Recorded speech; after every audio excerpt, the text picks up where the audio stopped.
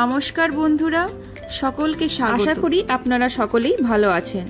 আজকে আমি ভোগের খিচুড়ির সাথে যে লাবড়া বা ছ্যাঁচড়া পরিবেশন করা হয় তার রেসিপি শেয়ার করব। এর জন্য নিয়ে নেব আলু, কচু, কুমড়ো, ঝিঙে, গাজর, বিনস, বেগুন, পটল।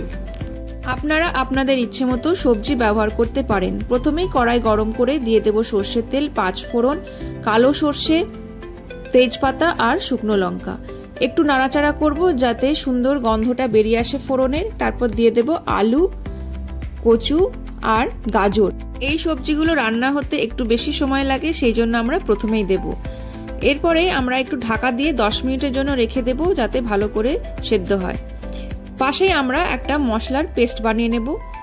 একটা বাটিতে আমরা নেব আদা বাটা, জিরে গুঁড়ো, ধনে গুঁড়ো, কাশ্মীরি লাল মির্চ গুঁড়ো, হলুদ গুঁড়ো, সাথে একটু জল দিয়ে ভালো করে একটা মিক্সচার বানিয়ে নিতে হবে। 10 মিনিট পরে ঢাকনা খুলেই দেখতে পাবেন সবজিগুলো একটু মজে গিয়েছে। এরপরে আমরা দিয়ে দেব কুমড়ো আর একটু ভালো করে নেড়ে নেব।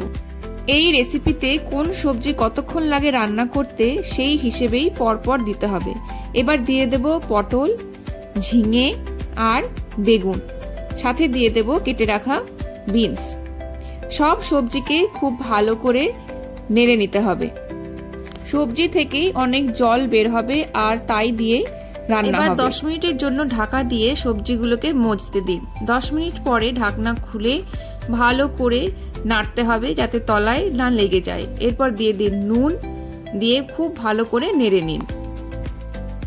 খুন্তি দিয়ে চেক করে নিন যে সবজিগুলো কতটা রান্না হয়েছে। দেখতেই পাচ্ছেন সবজিগুলোকে কাটা যাচ্ছে, মানে অল্প রান্না হয়ে এসেছে।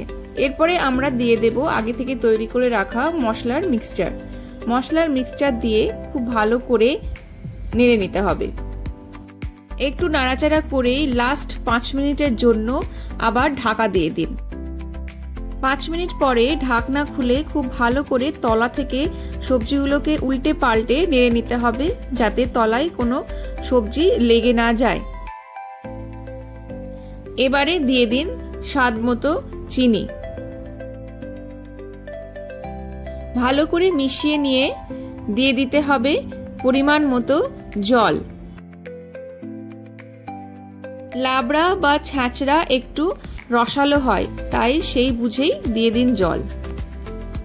খুব সুন্দরভাবে লাবড়ার সমস্ত সবজিগুলো মজে গিয়েছে। এবার দিয়ে দিন ঘি। ঘি না হলে লাবড়ার সেই স্বাদ আসেই না। এবার 1-2 মিনিট নেড়ে নিলেই তৈরি হয়ে গেল ভোগের খিচুড়ির সাথে পরিবেশন করার মতো লাবড়া বা ছ্যাঁচড়া। এই রেসিপি অত্যন্ত প্রাচীন, কিন্তু আজও সবার মুখে লেগে থাকে। তাহলে আজকের মতো এখানেই শেষ। নমস্কার।